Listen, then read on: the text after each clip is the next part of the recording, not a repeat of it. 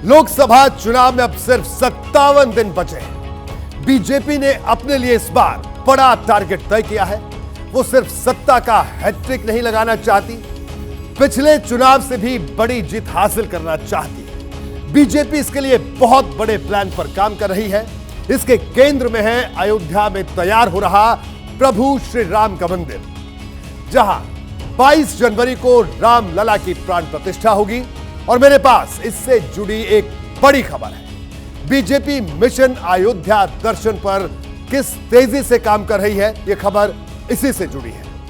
देखिए, इस वक्त की बड़ी खबर, बीजेपी ने अयोध्या में कंट्रोल रूम बनाया है।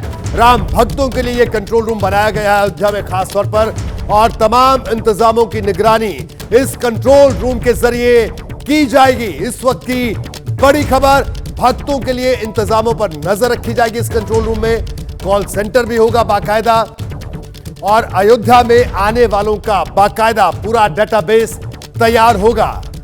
यह अपने आप में एक अभिनव यानी एक नया प्रयोग वहां पर कर रही है Bharatiya Janata party. Control room में दर्शन की टाइमिंग को लेकर भी बात होगी। तो बीजेपी ने अयोध्या में नया कंट्रोल रूम भी बनाया है। देखिए, इस पूरी खबर का विस्तार भी आपको बताऊंगा।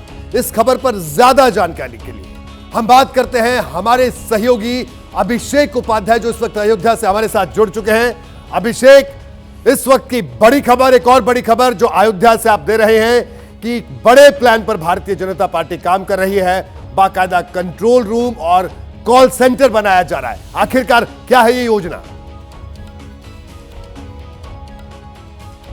रोहित, ये बहुत ही हाई एंड कह सकते हैं, हाईटेक ये कंट्रोल रूम बनाया गया है। और इस कंट्रोल रूम के जरिए जो आपने पहले भी अपने शो में दिखाया था, जो हम आप डिस्कस कर रहे थे कि जो बीजेपी का अयोध्या दर्शन प्लान है उसको एग्जीक्यूट किया जाएगा। देखिए, बीजेपी का प्लान ये है कि उसको 24 मार्च तक की डेडलाइन है। 2.5 करोड़ से ऊपर श्रद्धालु यहां पर आएंगे और पर डे का जो आंकड़ा ये 1 लाख के ऊपर चला जाएगा। तो ऐसे में जो श्रद्धालु आएंगे, 24 घंटे का टाइम होगा, वो अयोध्या रुकेंगे। उसमें अयोध्या में उनको दर्शन होगा, उनके खान पान का इंतजाम करना होगा, दर्शन की टाइमिंग सेट करनी होगी, और साथ में उनका कोऑर्डिनेशन करना होगा। इस सब के लिए कंट्रोल रूम बनाया गया है। और रोहित, साथ में कॉल सेंटर भी बनाया गया है, जिसमें कि जो अलग, चूंकि दक्षिण भारत से श्रद्धालुओं का बीजेपी को लाने का बड़ी संख्या में प्लान है, इसलिए दक्षिण भारत में जो भाषा की जानकारी रखने वाले होंगे वो भी मौजूद होंगे और उसको कोऑर्डिनेट किया जाएगा। और सीधा मकसद ये है कि बड़ी तादाद में श्रद्धालु यहां पर दर्शन कर सके। लोकसभा चुनाव के ठीक पहले इसको एग्जीक्यूट किया जा रहा है। जी बिल्कुल अभिषेक, आपका बहुत बहुत शुक्रिया। लेकिन अभिषेक उपाध्याय ने इससे जुड़ी और भी बड़ी जानकारियां दी हैं। देखिए, पिछले कुछ चुनाव के नतीजे देखें तो बीजेपी का आंकड़ा हर बार बढ़ रहा है। 1984 में जिस पार्टी ने सिर्फ 2 सीट जीती थी, वो 2019 में 303 सीट पहुंची और 2024 में उससे भी बड़ी जीत हासिल करना चाहती है। मंदिर आंदोलन से खड़ी हुई ये पार्टी इस बड़ी जीत का रास्ता भी राम मंदिर से ही निकालने की तैयारी में। बीजेपी अयोध्या के राम मंदिर से दलित वोटर को साधने की कोशिश कर रही है। इसी राम मंदिर से वो दक्षिण भारत के वोटर्स को भी जोड़ने का प्रयास कर रही है। बीजेपी का यह प्लान कैसे काम करेगा, यह दिखाने से पहले आपको बताते चले कि चुनावी कामयाबी के लिहाज से दक्षिण भारत बीजेपी की दुखती लग रहा है। कर्नाटक को छोड़ दें तो बाकी राज्यों में बीजेपी को ज्यादा कामयाबी कभी नहीं मिली। यह आपको आंकड़ों के जरिए भी दिखाते हैं। देखिए, बड़े दिलचस्प आंकड़े हैं। दक्षिण भारत के 7 राज्यों और केंद्र शासित प्रदेशों में लोकसभा की कुल 132 सीटें हैं। 2014 में बीजेपी ने इनमें से 22 सीट जीती, यानी करीब 17%। और 2019 में जब बीजेपी ने अब तक का सबसे शानदार प्रदर्शन किया, तब भी उसे साउथ से, दक्षिण से 29 सीट ही मिली। लेकिन बीजेपी अब यह स्थिति बदलना चाहती है। उत्तर में सीटें समेटने के बाद वो अब दक्षिण में विस्तार खोज रही है। साउथ के वोटर्स तक पहुंच बढ़ाने के लिए उसका फोकस राम की नगरी अयोध्या पर है। अयोध्या से दक्षिण को साधने के लिए बीजेपी ने बड़ी प्लानिंग की। बीजेपी दक्षिण के राज्यों में रहने वाले राम भक्तों को राम लला के दर्शन करवाने की तैयारी कर रही है। तमिलनाडु, आंध्र प्रदेश, तेलंगाना, कर्नाटक, केरल से हजारों राम भक्तों को अयोध्या लाया जाएगा। इन राम भक्तों को उन इलाकों से चुना जा रहा है जहां हिंदू वोटर्स की संख्या ठीक ठाक है। राम भक्तों को आस्था स्पेशल ट्रेन से लाया जाएगा, जिसमें उनके खान पान का पूरा इंतजाम किया जाएगा। ट्रेन की हर बोगी में एक इंचार्ज होगा जो यात्रियों पर ध्यान रखेगा। हर ट्रेन का एक प्रधान प्रभारी होगा जिसे बोगी इंचार्ज रिपोर्ट करेंगे। दक्षिण से अयोध्या पहुंचने वाले राम भक्तों की हर टोली के साथ 3 कार्यकर्ताओं की ड्यूटी लगाई जाएगी। इनमें से एक दक्षिण की भाषा का जानकार होगा, दूसरा स्थानीय निवासी होगा और तीसरा दुभाषिया होगा, यानी जिसको दोनों भाषाएं आती है, दक्षिण की भी और स्थानीय भी। इन राम भक्तों के आने जाने, ठहरने, खाने पीने का पूरा खर्च बीजेपी उठाएगी और इसकी निगरानी बीजेपी के दिग्गज बीएल संतोष, सुनील बंसल, तरुण चुग और विनोद तावड़े करेंगे। बीजेपी की इस पहल का असर अभी से देखने को मिल रहा है। तो राम जी का दर्शन करने दक्षिण से लोग हाँ जी, ग्रुप आ रहे हैं। राम जन्मभूमि भी खुला है और ज्यादा भीड़ भी हो है। अयोध्या उत्तर भारत में है, दक्षिण भारत से तो भगवान राम को लेकर के उनमें उत्साह होगा खूब। फोन आता है, कांटेक्ट आता है, अभी रहने के लिए भी पूछ रहे हैं इधर में। इतना व्यवस्था करेंगे, इतना जगह भी नहीं है हमारा पास, क्या करेंगे हम।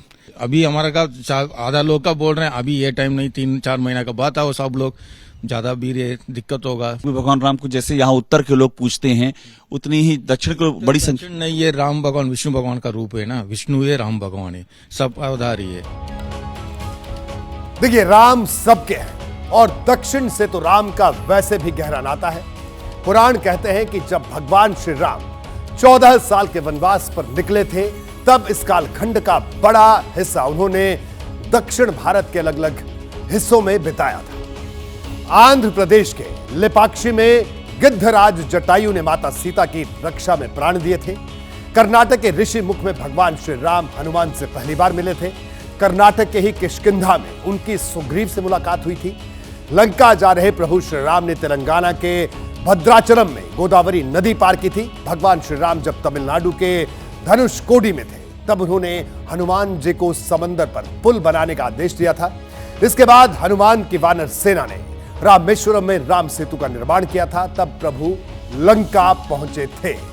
देखिए, कहने का मतलब यह है कि राम से जितना जुड़ाव उत्तर का है, दक्षिण का उससे कम बिल्कुल नहीं। और बीजेपी 2024 के चुनाव में इसी सेंटिमेंट को भुनाने की तैयारी में जुट गई है।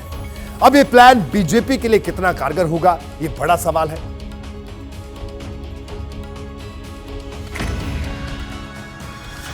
भारतीय जनता पार्टी का जो धार्मिक प्रभाव है वो धीरे धीरे उत्तर से चल के दक्षिण की तरफ जा रहा है। कर्नाटक में सबसे ज़्यादा लोकसभा की सीट जीतने के बाद दक्षिण के अन्य राज्यों में भी भाजपा जिस तरीके से बढ़ रही है, वो बता रहा है कि भारतीय जनता पार्टी का एजेंडा फलीभूत हो रहा है। देखिए, हालांकि बीजेपी ने अयोध्या को धुरी बनाकर मिशन 2024 का खाका खींचा है। दक्षिण भारत जिसका सिर्फ एक हिस्सा है, दूसरा हिस्सा दलितों से जुड़ता है। इसे प्रधानमंत्री नरेंद्र मोदी के आज के कार्यक्रम से समझिए। प्रधानमंत्री ने राम मंदिर में प्राण प्रतिष्ठा के लिए 11 दिनों के अनुष्ठान की शुरुआत नासिक के पंचवटी से की, जहां श्री राम ने वनवास का लंबा वक्त गुजारा था। यहां उन्होंने रोड शो भी किया और राम कुंड में पूजा अर्चना भी की। लेकिन कालाराम मंदिर उनकी इस यात्रा का सबसे खास पड़ाव रहा, जहां उन्होंने जमीन पर बैठकर मंजीरा बजाया और साफ सफाई की। यह कालाराम मंदिर राम के वनवास से तो जुड़ा ही है, दलित आंदोलन का प्रतीक भी है। 1930 में डॉक्टर बाबा साहेब भीमराव अंबेडकर ने मंदिरों में दलितों के प्रवेश के लिए आंदोलन की शुरुआत इसी कालाराम मंदिर से की थी। प्रधानमंत्री ने इसी मंदिर से दलित वोटर्स को सबसे स्ट्रांग मैसेज दिया है। देखिए, इसके पीछे की वजह आंकड़ों से समझिए। देश की 543 लोकसभा सीटों में से 84 सीटें दलितों के लिए आरक्षित हैं। 2014 में बीजेपी और उनके सहयोगियों ने इनमें से 46 सीट जीती थी। 2019 के चुनाव में एनडीए ने 54 सीट जीती, मतलब एनडीए को 8 सीटों का फायदा हुआ। ये आंकड़े बताते हैं कि दलित वोटर्स का बीजेपी पर भरोसा बढ़ा है। बीजेपी इसे कायम रखना भी चाहती है, क्योंकि सवाल सिर्फ 84 आरक्षित सीटों का नहीं है, उन 173 सीटों का भी है जहां दलित आबादी 20% से ज्यादा है। किसी भी उम्मीदवार की हार जीत में इनकी बड़ी भूमिका होती है। बीजेपी इन्हें अयोध्या और राम मंदिर के जरिए जोड़ने का हर संभव प्रयास कर रही है। राम मंदिर में प्राण प्रतिष्ठा के लिए वाल्मीकि और रविदास परंपरा के संतों को निमंत्रण भेजा गया है। दलित पुजारियों को राम दर्शन महाअभियान से जोड़ा जा रहा है।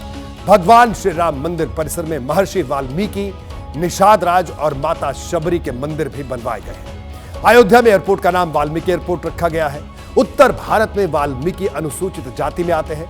बीजेपी कार्यकर्ता राम का समरसता का संदेश लेकर दलित बस्तियों में भी जा रहे हैं। घर घर अक्षत वितरण के दौरान दलितों को भगवान श्री राम की तस्वीर भी दी जा रही है। अब देखिए, कई घर तो ऐसे हैं जहां श्री राम की तस्वीर पहली बार पहुंची है। आपको याद होगा, कुछ दिन पहले प्रधानमंत्री मोदी हवाई अड्डे के उद्घाटन के लिए अयोध्या गए थे। तब उन्होंने मीरा मांझी नाम की महिला से उनके घर पहुंचकर मुलाकात की थी। जिस बस्ती में प्रधानमंत्री गए थे, हमारे संवाददाता अभिषेक उपाध्याय उसी बस्ती में पहुंचे। मीरा के घर वालों और बस्ती के दूसरे लोगों से बात की, आपको दिखाते हैं। यहाँ पे कम से कम 600-700 घर है और कम से कम यहाँ से 4 से 5 हजार लोग मतलब रहते 4 से 5 हजार माझी लोगों का मोहल्ला है जहाँ मैं बात कर रहा हैं। हूँ। जी जी जी। यहाँ क्या असर गया है मोदी जी के आने का? वो जब आए तो पूरा मोहल्ला एकदम खुशियों में भर गया। लोग इतने उत्साहित से एकदम जैसे कोई त्योहार चल रहा है, कोई मेला है। हमारे घर पे भी आए, हमको बहुत अच्छा लगा। हम लोग को बहुत खुशी है। भगवान आ गए हम लोग के मोहल्ले में। नहीं तो कोई आता है, इतना बड़ा नेता कोई आएगा गरीब के घर में? कहाँ कोई माझी जात का कोई जानता था? अब तो पूरा देश जान गया है। अब पूरा देश जान गया। ये बात ही मुस्कुरा के आप कह रही हैं? फिर माझी जात को पूरा देश जान गया। हाँ सर। देखिए, बीजेपी की लाइन और लेंथ एकदम क्लियर है। वो एक तरफ दलितों को साथ लेकर चल रही है तो दूसरी तरफ अयोध्या के नाम पर दक्षिण को भी उत्तर से जोड़ रही है। बीजेपी की चुनौती राजनीति में ये कॉम्बिनेशन कमाल दिखा सकता है। जैसे ही घड़ी का काटा दोपहर 2:30 पे आए, बबीता जी का दिल सास बहू साजिश के लिए मचल जाए। और ये है इनकी बहू, पूरे दिन ऑफिस की टेंशन हो जाए गॉन जब ये करें अपना फेवरेट शो फ्री टाइम पे ऑन। इनकी तरह आप भी देखिए अपना फेवरेट शो अपने टाइम पर और डाउनलोड कीजिए एबीपी लाइव ऐप अपने स्मार्ट टीवी पर।